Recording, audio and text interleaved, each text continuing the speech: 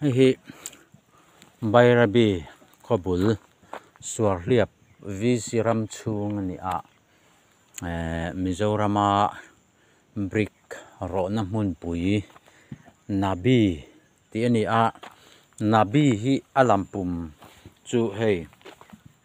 Nabi lampum hi New Age Brick Industry ti ani a anei tu pa hi puro puya ania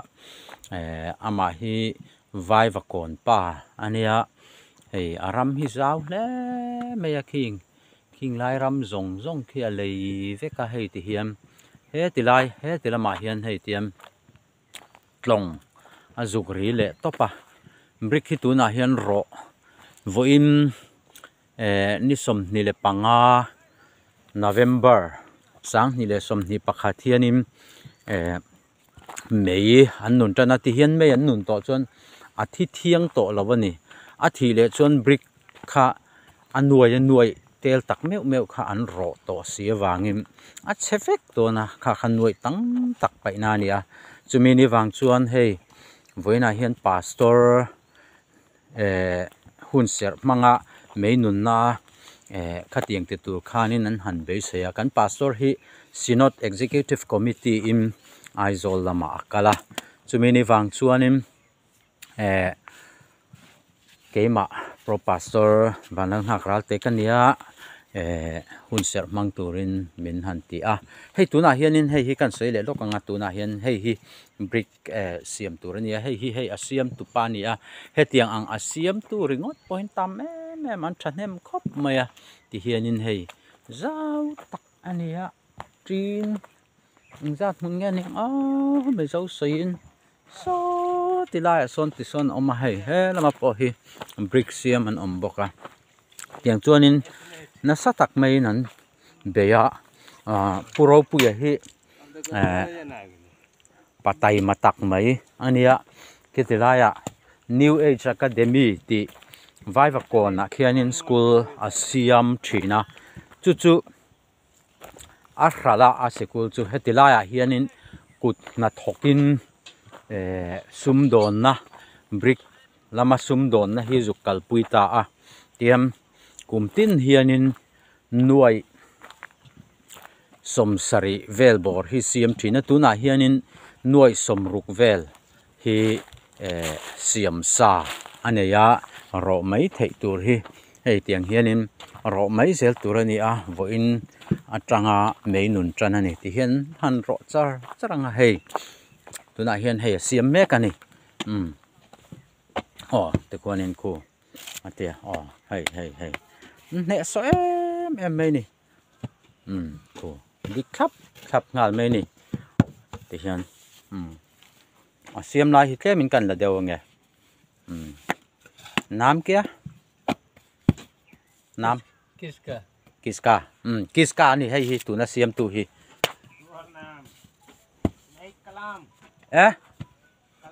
kalam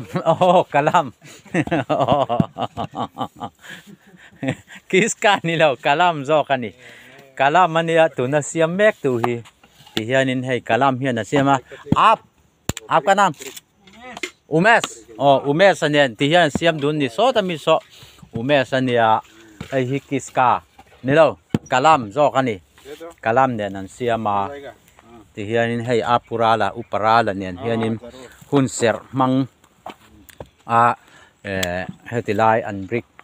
ro tan na pathian ne na hlan tur le tlaya cho ei ngal turin zanria te kan ei ngal thon ani hei tiang hianin brick field hi zau khop mai YouTube pa datang ka du mo ti hianin kan tinga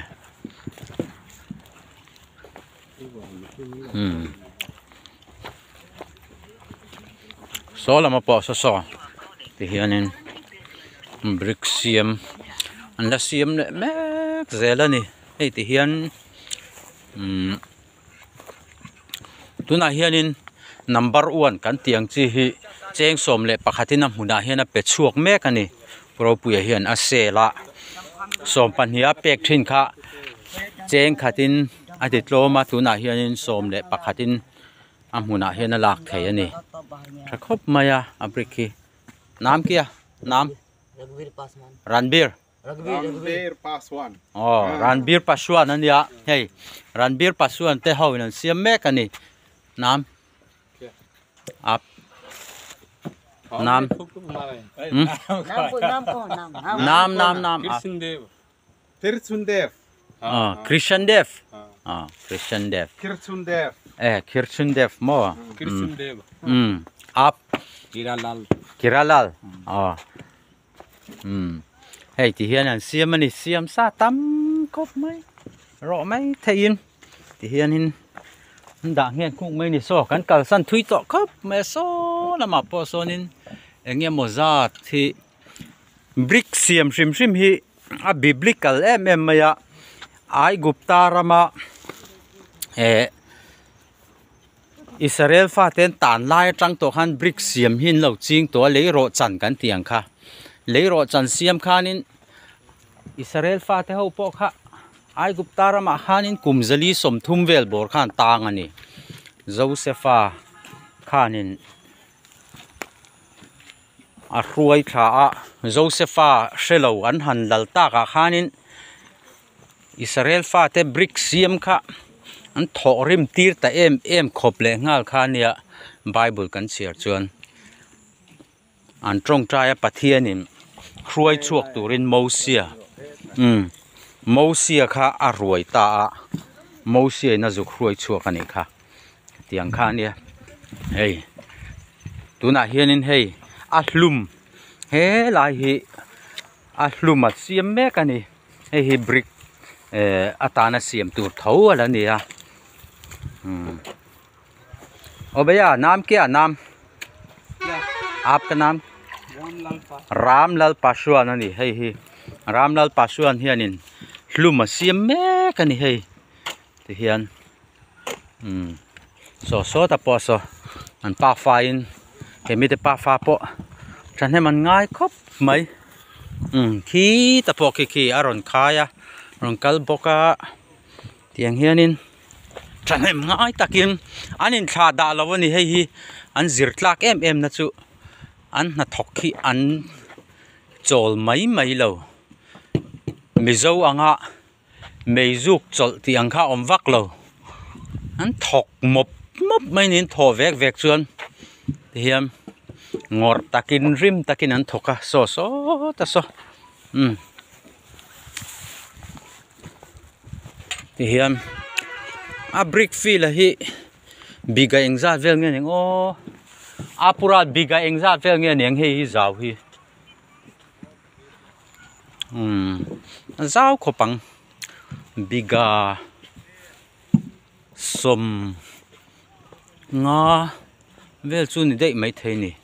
ti ang dei chu ni biga som nga ain zawang biga som nga ka te biga som nga chu nom biga za chu tiếng mấy thầy tắm liên tục giao liên tục số ta số tỷ tụ ra này dễ mấy nè hey lại bỏ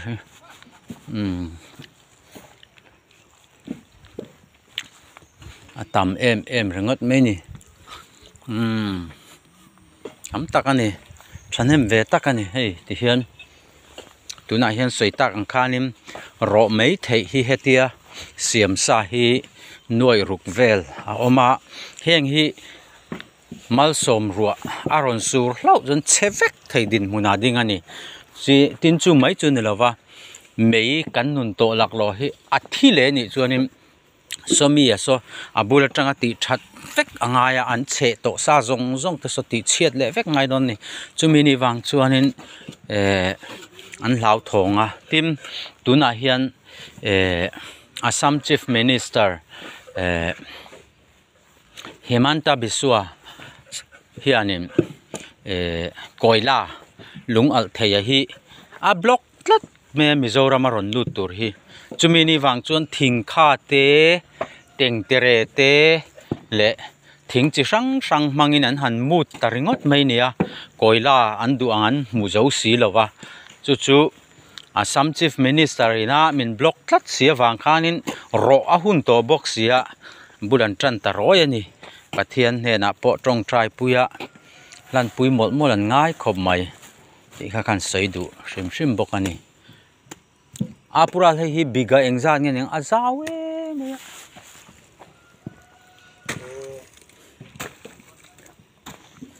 kupa lairam kan la zong hi bika om pangani mo tu na no wa puta tu miang deu tho tu sang lama kwana la le wa hi tu do vira ti ram kha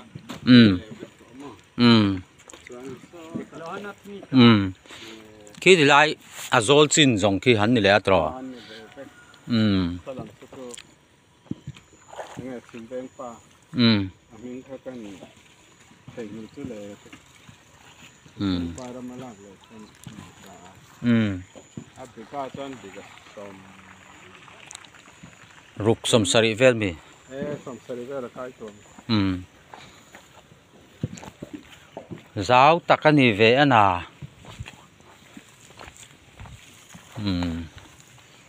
no ting takin siam se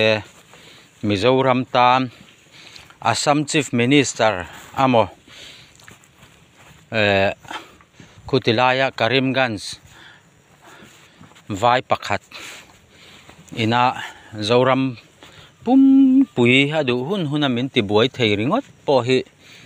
heng brika kanin todel hianin kong khata chuanin an mi ti buai na tur chu kan pumpel an ni phot shrim po hi atha khop maya apathian thu bokani